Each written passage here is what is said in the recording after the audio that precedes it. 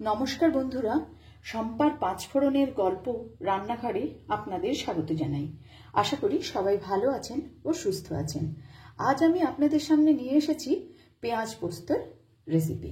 এই পেঁয়াজ পোস্ত বানাবার জন্য আমি এখানে নিয়েছি মিডিয়াম সাইজের 6টি পেঁয়াজ, ভালো করে খোসা ছাড়িয়ে ধুয়ে নিয়েছি 4-5টা শুকনো লঙ্কা, 4 চামচ পোস্ত আর 3টে কাঁচা পাকা লঙ্কা। প্রথমে আমি পোস্ত আর শুকনো লঙ্কা মিক্সিতে বেটে নেব, কিন্তু পুরো মিহি করব না, একটু দানা দানা মতো পোস্তটা রাখবো। পোস্ত বেটে নিয়েছি, পোস্তটা এরকম একটু দানা দানা আছে। এবারে আমি পেঁয়াজগুলোকে খুব সরু সরুভাবে কেটে নেব। কড়াই খুব ভালো করে গরম করে নিয়েছি। কড়াইয়ের মধ্যে দিয়ে দেব সর্ষের তেল। এই রান্নাটা কিন্তু সর্ষের তেলেই হবে। বেশ কিছুটা সর্ষের তেল দিয়ে দিলাম। তেলটাও ভালো করে গরম হয়ে গেছে। এবার আমি তেলের মধ্যে দিয়ে দেব পাতলা করে কেটে রাখা পেঁয়াজ।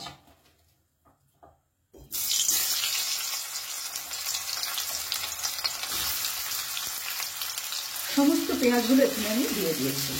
গ্যাসের ফ্লেমটাকে মিডিয়ামে রেখে পেঁয়াজগুলো খুব সুন্দর করে ভেজে নেব। আমার রান্না যদি আপনাদের ভালো লেগে থাকে অবশ্যই ফলো, লাইক ও শেয়ার করে আমার পাশে থাকবেন।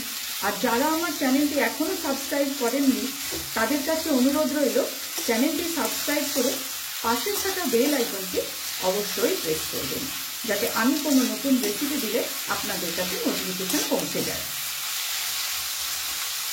বেশ কয়েক মিনিট সময় নিয়ে কিন্তু পেঁয়াজটা আমি ভেজে নেব।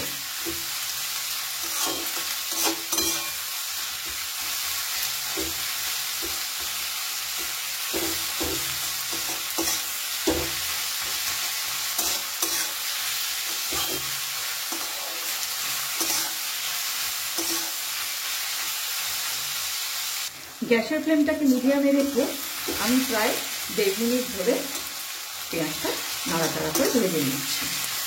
আরও কিছুক্ষণ পেঁয়াজটাকে এইভাবে ভেজে নিতে হবে।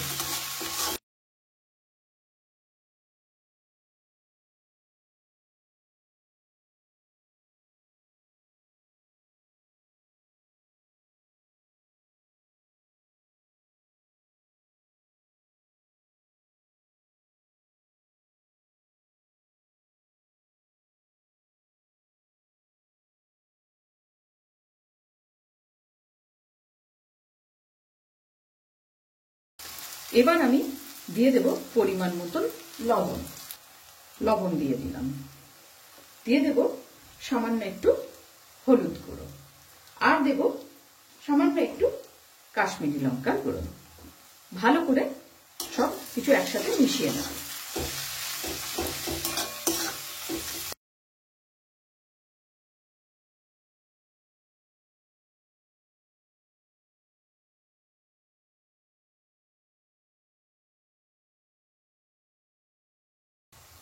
সবকিছু দিয়ে ভালো করে নাড়াচাড়া করে নিয়েছি। পেঁয়াজ থেকে এবারে তেলও বেরিয়ে এসছে। সবসময় আলু পোস্ত খেতে ভালো না লাগলে একবার এইভাবে পেঁয়াজ পোস্ত খেয়ে দেখতে পারেন। এখন আমি এর মধ্যে দিয়ে দিচ্ছি বেটে রাখা পোস্ত।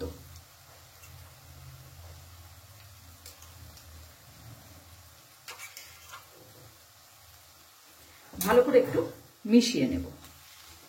গ্যাসের ফ্লেমটাকে কিন্তু এ সময় আমি একদম লোতে করে দিয়েছি।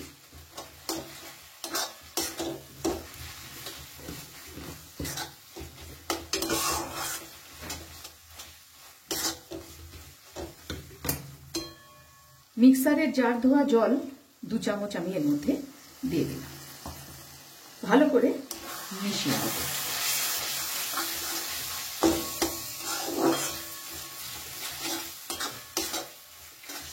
দিয়ে দিলাম 2টো চেরা কাঁচা পাকা লঙ্কা।